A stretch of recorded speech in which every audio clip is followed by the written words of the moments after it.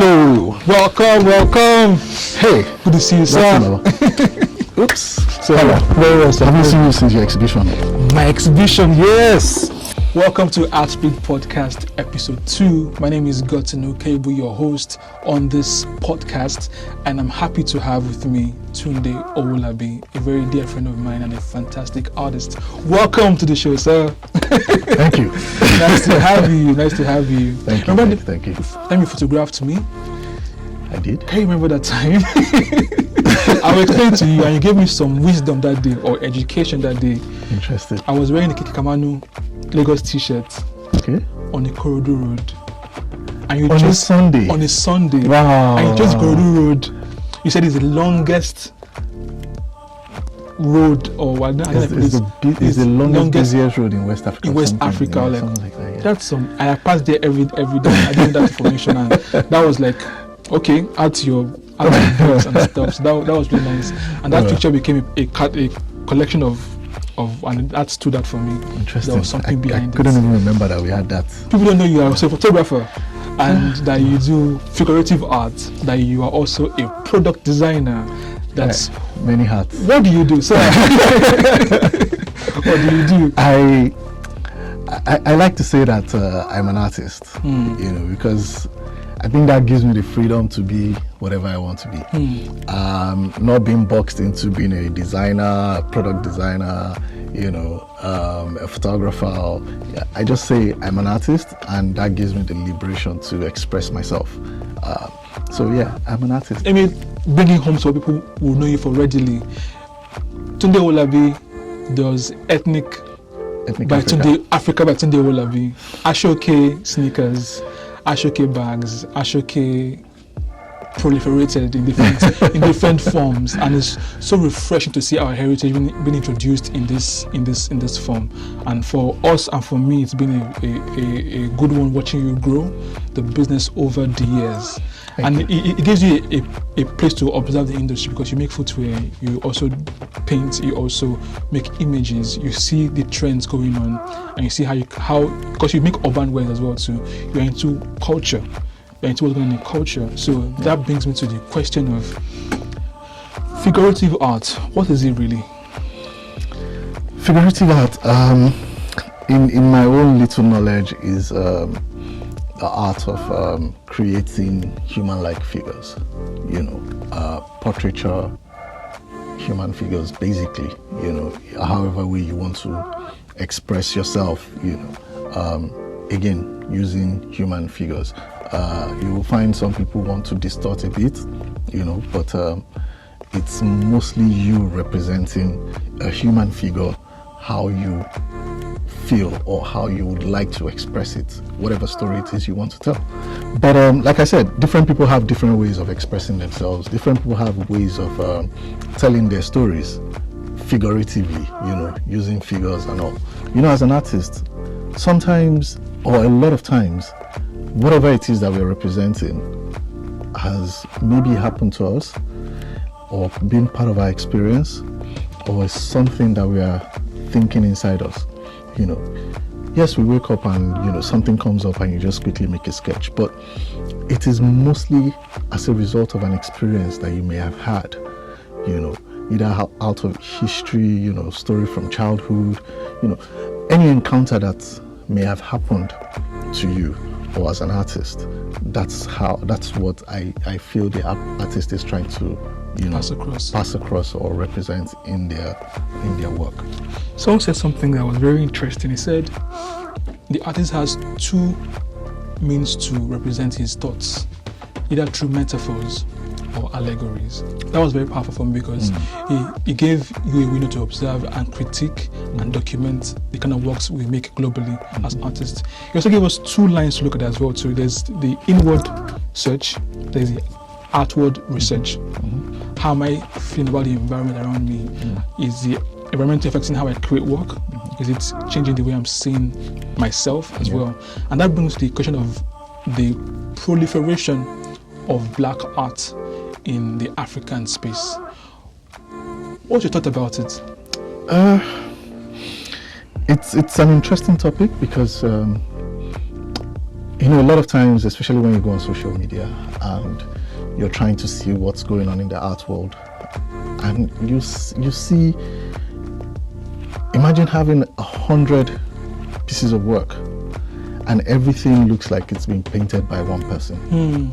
Lack of identity and voice. Lack of identity, lack of voice. The storytelling is almost non-existent.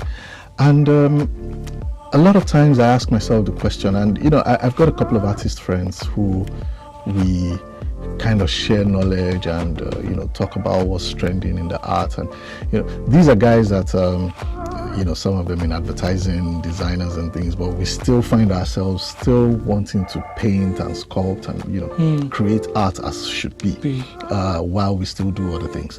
And we talk about this new trend, because we call it a trend of figurative expression, you know, black art. And the question is, what exactly is black art?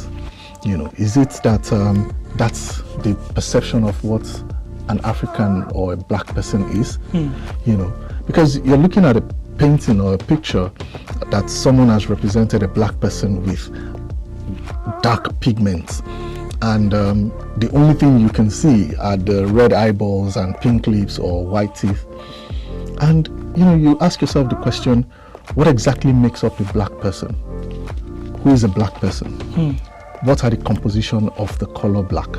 A black person can be brown, a black person can be an albino, a black person can be a little light skin. You know, there's so many colors to black. Variations. The variations are endless. It's a gamut. You know? Yeah, and you know, that's kind of made one of our friends who's also an artist, Ido.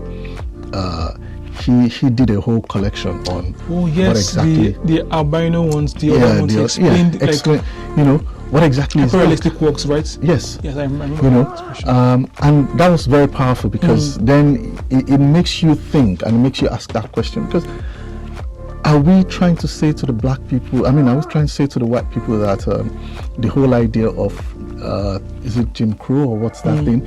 Is it real? You know, because the whole expression of painting your face and leaving the leaves and all, are we trying to justify it? You know, because that's almost like a justification for that era of racism and how black people are perceived. You know, that's how I see it. Interestingly, can we say the offshoot of this black art movement began just after George Floyd's death and the Black Lives Matter movement? Are you going to say it became proliferated, as the word may seem, from that era? Is that our reaction to that injustice? I'm not sure that's where it started from. Maybe that's maybe that gave it a boost. I'm not sure, but you know, the artist who actually birthed this style of painting black people, if I'm not wrong, is Kerry James Marshall. And if you look at his work, yes, he has decided to depict black people in that manner, but you could see there is some sort of soul in what he paints. There's a story. But every other person who has gone to copy this style, I in my opinion, has copied because they feel this is what's selling now. So where do you draw the line between commercial art and, you know, you actually creating art, you know, for not necessarily for art's sake, but taking away that commercial aspect of it and creating good work, creating work that would outlive you, you know, not just for commercial purposes. Yes, all artists want to, they need to pay bills and all those things, but where do you draw the line between hunger and conscience? You know, and conscience, yeah. Between hunger and conscience. Yeah. If there is no demand for it, there won't be supply for it. Yeah. Can we say the black art movement is a kind of neo-colonialism? I will agree. Sad. I will agree because, like you said, there is a demand for it. That's what's selling. You know, I remember I had an exhibition recently in South Africa, and someone walked into the studio, saw me painting, and she saw the way I was layering the skin color. You know, the black skin. If you point light onto her skin and you turn around, you know, you turn in a different direction, you see yellow, you see red, you see blue, you see purple. You see the combination of all these colors. It's a spectrum that forms the skin color, this black or whatever color that they say we are. And this is me trying to layer all these colors and how the light plays a role in what is the highlight on the skin. And this person says to me, no, make it black, that's what's selling. And got me really thinking that maybe truly if you want to sell, you might as well follow the trend. But if you have a conscience and you want your works to outlive a certain era, because I feel like this is just an era. It's going to phase away at some point. And then we will know who the real artists are. The real people who are creating works that would outlive them, not people who are creating works just to sell for the moment. And then again, we're having a conversation, a group of artists, and one of the collectors in Lagos here said to an artist that, oh no, I'm tired of this, this blackface thing that you guys are painting. There are too many of you painting it. Do something else. It will get to the point where people start to say to artists that, look, the saturation, it's becoming, for lack of a better way to put it, it's becoming annoying because, again, you don't know who is who. You put two artists together who have done the same, applied the same method, techniques, and you can't tell who is different from the other. You walk into an exhibition and everybody's painted these black figures with flowers and pink lips and all, and you can't tell who is Shagun different from who is Ade, because it's all looking the same. And I feel like artists need to, we are trendsetters. That's why the likes of Michelangelo and Leonardo da Vinci and all these guys, we still talk about them till tomorrow. And then if you take it back to, bring it down to the masters that we know of, Benenu. Look at Benenu. Benenu he painted a lot of black people, and you could see how graceful. You and I were having a conversation about Kende Wiley. Yes. Kende paints black people, but he doesn't paint them black. And what really gets me also a bit riled up about this trend is the fact that a lot of people are able to hide their lack of, maybe, I don't know, I may be wrong, but I feel like people, they're hiding their lack of skill. Not thinking deep enough and not showing their mastery of the form of the form craft, because if you want to stylize, it's okay, we can stylize, but not when we can't differentiate between light and shade. Even if you're painting black, there are different shades to it. There are different forms. The hands has got different forms, and I also think this movement started from Ghana. Whoa. Yeah. From Ghana. It started from Ghana. Explain. Yes, because I know, I'm not sure if people try to copy what Amoafu, what's this very popular Ghanaian, Amoafu, I don't want to slaughter his name, but he has a way of representing his own figures.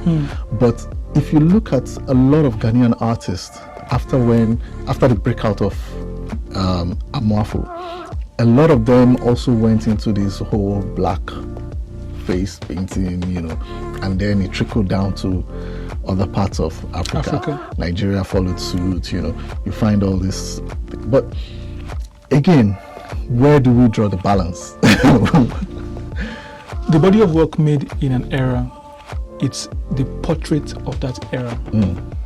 The times of a Grillo, they're painting villages, modern child, beauty of women. It told the sensitivities of the artists then, trying to understand. We just came out of colonial rule. We're now seeing ourselves or who we are, the beauties of things around us. That defined that era. How would we describe who we are this era when we go to the next era? What we call the insecure people? What we call how will history judge us if we go further and then look back? We're fighting racism again. We're fighting racism again because we're trying so hard to say we are this people. But as much as we're celebrating Africa and black people and who we are also doing a disservice with this trend of blackface thing. Like I said, it's a trend. People are already getting tired of it. But if you look at a few artists who are also creating works, and you see how they are representing black people in a very glamorous way that we are. We're very regal people. We're very colorful people. Yes. And it is very evident in our day-to-day lives. The way we dress, our food, our music, our language. Have you ever sat down to think about how beautiful our languages are? The poetry of it. You listen to some language and you almost think they're singing. I was listening to an old woman. That woman must be in her late 90s. She's from Botswana. I'm trying to remember the name of the language. And it's got like clicks and the Southern African language. But this is kind of different and then it got me thinking, how can we map this language into an art form? How can we create images, how we turn sound into pictures? Because our language is so beautiful. So all these things, these are what represent us as Africa, as black people. So how do we celebrate that